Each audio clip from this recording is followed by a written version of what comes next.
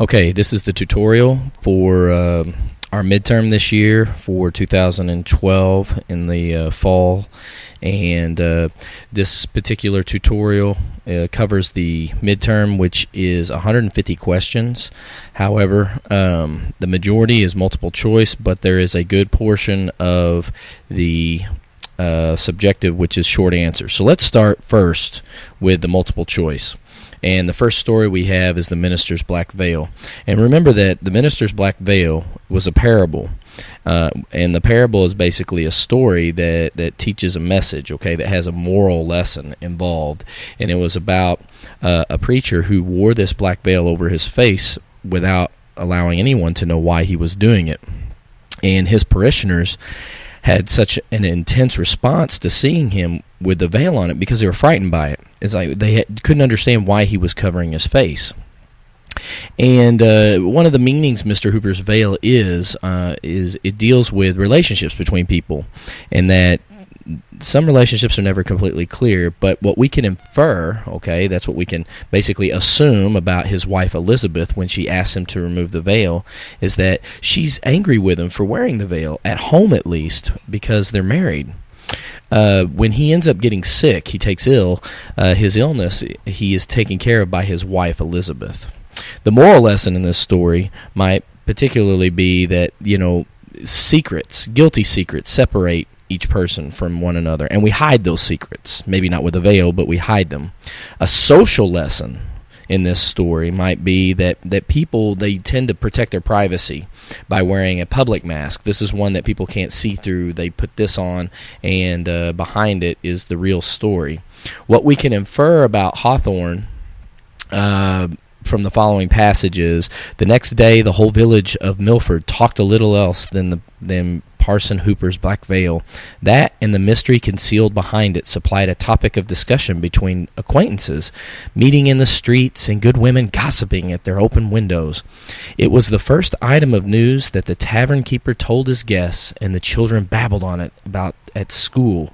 What we can infer, what this really means, is people or humans, whenever there's gossip around, they tend to gossip too much about things. Okay, moving on to the story of Mice and Men. George, he basically tells Lenny about the farm before shooting him. And when they are going to meet the boss, George tells Lenny to stay quiet. And Lenny basically is devastated at the death of the puppy. But, Curly's wife comes in and he shows her the puppy, although he doesn't blame anybody but himself. Candy basically doesn't ask Carlson to shoot his dog. Carlson takes it upon himself to shoot the dog. At the end of the story with Slim, he's the only one who understands George's final action about shooting Lenny. Slim, of course, is highly regarded by the ranch workers because of his skill as a jerkline skinner. But Lenny and George, they were not related in the story. They were just traveling companions or friends.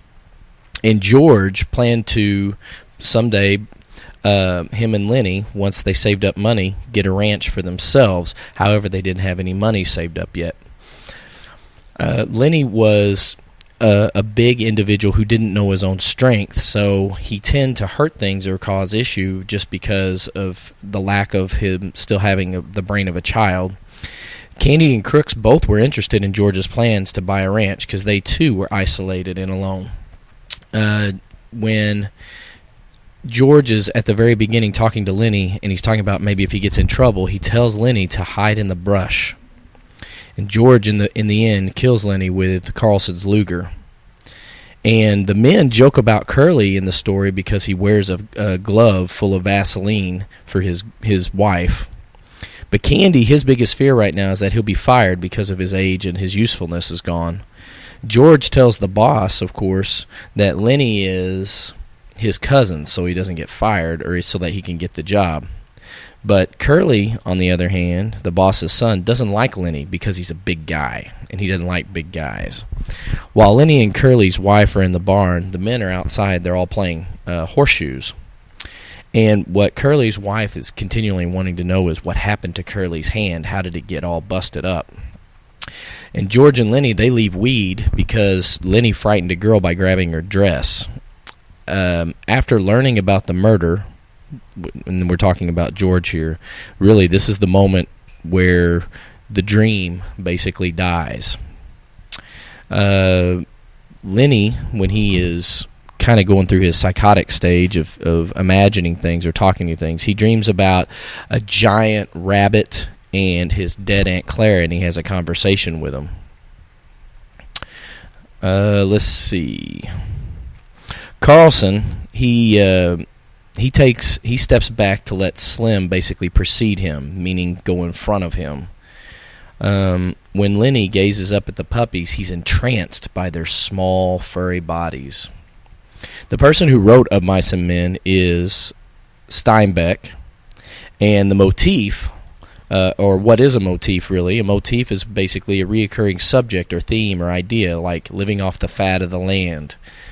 And an allusion, and that's Allusion, an allusion is just a figure of speech that makes reference to maybe another story, place, event, or person. The main theme of this story really is it's a combination of things. It's about alienation and isolation of people, the American dream of owning one's own property, and it also is about using social commentary, the way people spoke at that time. And that's basically it. Moving on to the next story, which is, of course, the Crucible. The next section of the Crucible is in Act 1, of course, is the thing that foreshadows the real cause of the events to come is obviously the relationship between John Proctor and Abigail. Thomas Putnam, he's basically a spiteful, vindictive individual. And Paris is very reluctant or hesitant to tell anyone that Betty may be bewitched because he fears his enemies in the church would destroy him. He was worried about his job, really. Dramatic exposition, which is describing arguments about, like, say, the deeds and the boundaries in Act 1. What dramatic exposition does is it basically is showing how Putnam and Proctor's disagreements over a piece of land in a dramatic fashion with their arguments. Most of the villagers in the town view Rebecca Nurse as a very saintly, kind, and respectable woman. And Reverend Paris, of course, is always concerned about his reputation, whereas Abigail, she went into the forest in Act 1 because she wanted to get rid of Goody Proctor. She wants John Proctor for herself. And we can infer or assume that the citizens of Salem didn't like dancing. They thought it was evil and sinful. Tituba, in Act 1, most likely confesses to seeing the devil simply because it might save her life, and she was being beaten.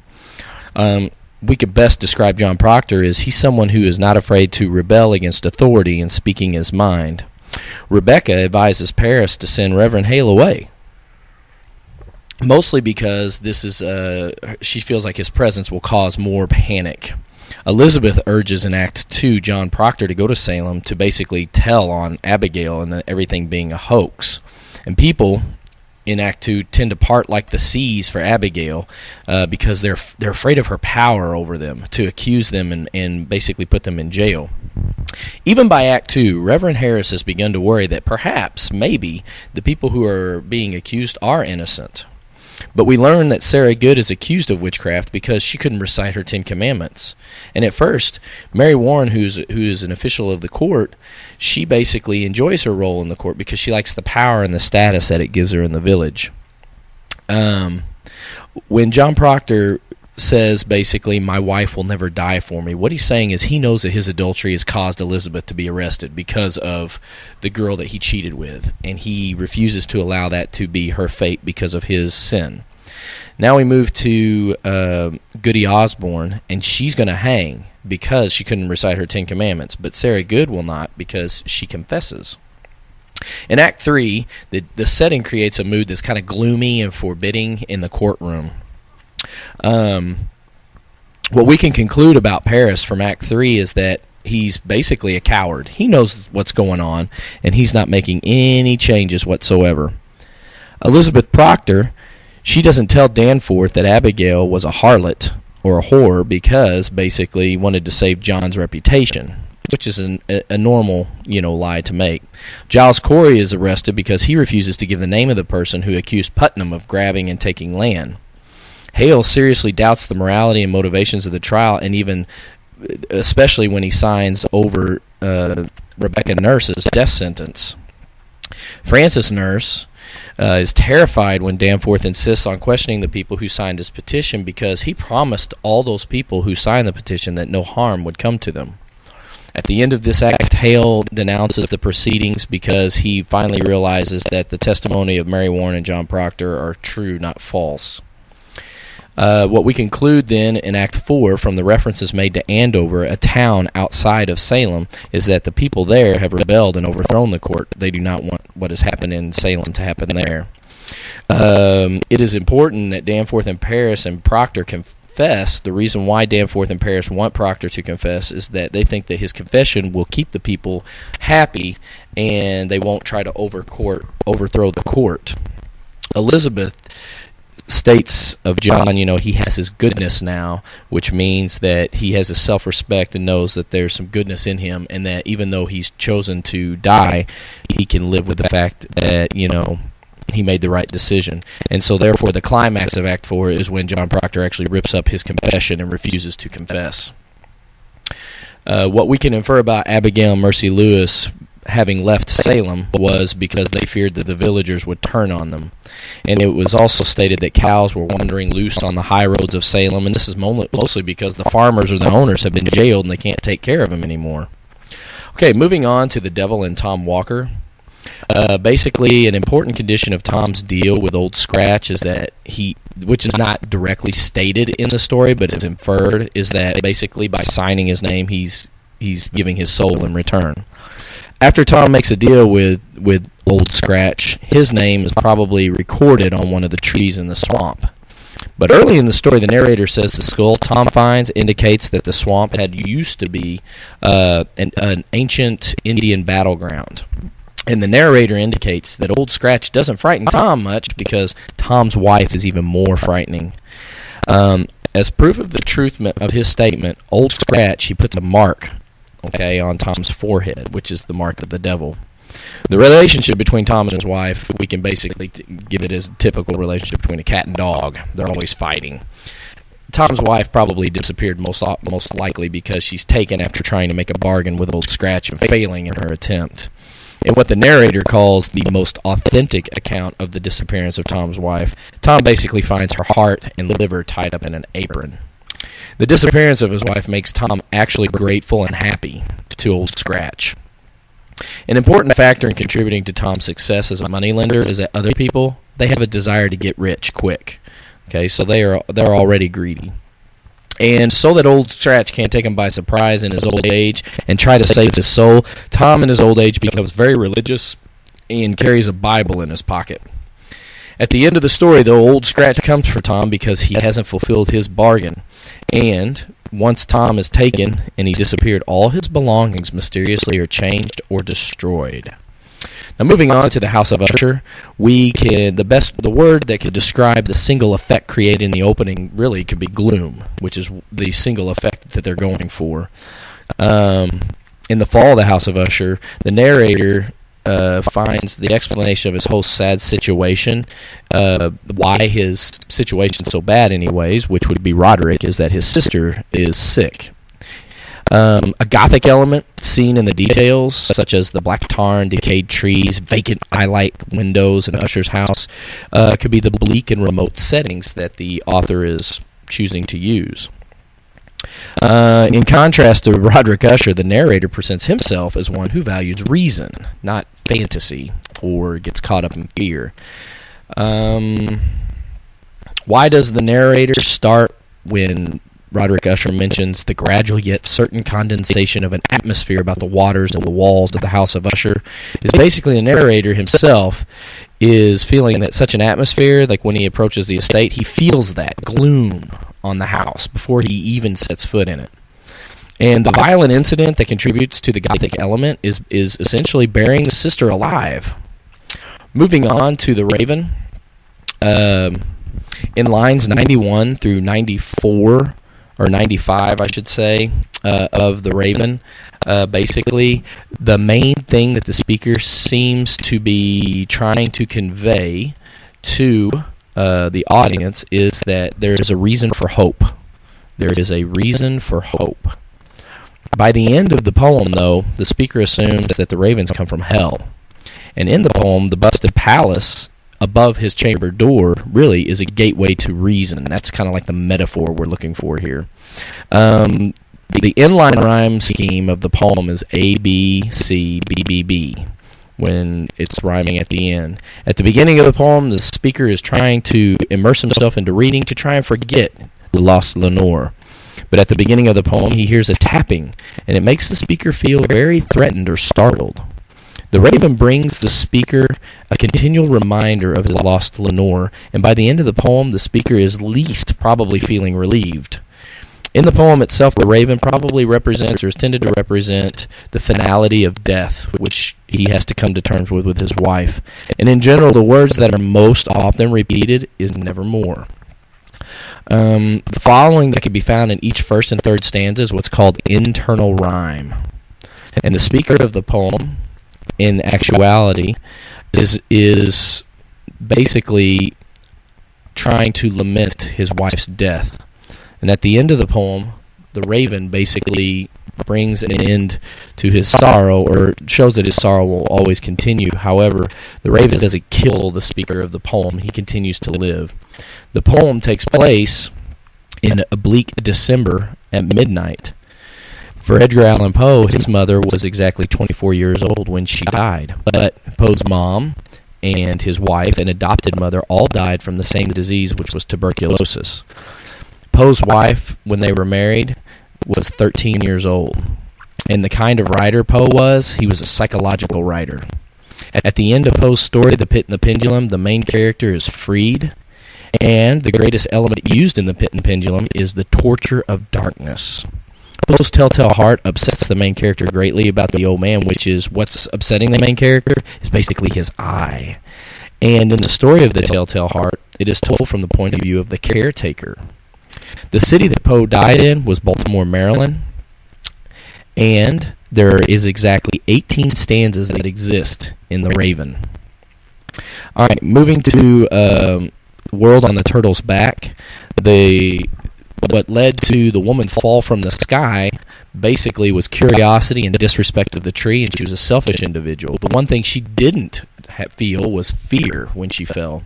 And according to the creation myth, the characteristic of the left-handed twin that's responsible for the death of his mother is stubbornness, because he came out of her armpit. The creation myth implies that if the right-handed twin had created the world by himself, the world would be unbalanced, because we need good and evil. And according to the creation myth, the element of the earth that did not exist in the beginning was land. And according to creation myth, in the beginning, the gods lived in sky world, in the sky. And in the beginning, the gods were viewed with awe. However, when the birds see the pregnant woman falling, their initial response is one of sympathy, so they work to try and catch her. In a short period after the fall, though, the pregnant woman is in most need of food. According to the myth, the following that's least involved in the creation of the earth are the gods. They could care less. And the daughter faints in the story when she sees a man, someone she's never seen before. The twins begin arguing from birth, before they were born, inside the mom's body. The dead body of the mother of the twins gives birth to only things that are good for people. That's the whole point of that. And the right-handed twin reacts to his grandmother's favoring his brother with jealousy and anger, and eventually he cuts her head off. What motivates the twins to create new life forms is basically rivalry with each other, fighting. And the thing that's most responsible for the right-handed twin's victory over his brother is deception. He deceives him. Okay, so going back to the essays that you guys will write, there will be 5 different essays that you have to write, like paragraph answers. However, from that, you will have the choices to write on them. So an occurrence at Owl Creek Bridge, there are 3 possible writings you can do. Choose one of those. Good night and good luck essay. Again, there's 3 possibilities for that one. Choose one. The Minister's Black Veil, The Crucible, and The Fall of the House of Usher. All of those are your choices to choose one piece of writing and paragraph writing. Each one's worth 8 points each. So there's 5 essay questions, short answer, chunking format, good strong paragraph, and that's worth 40 points alone out of the 150. So,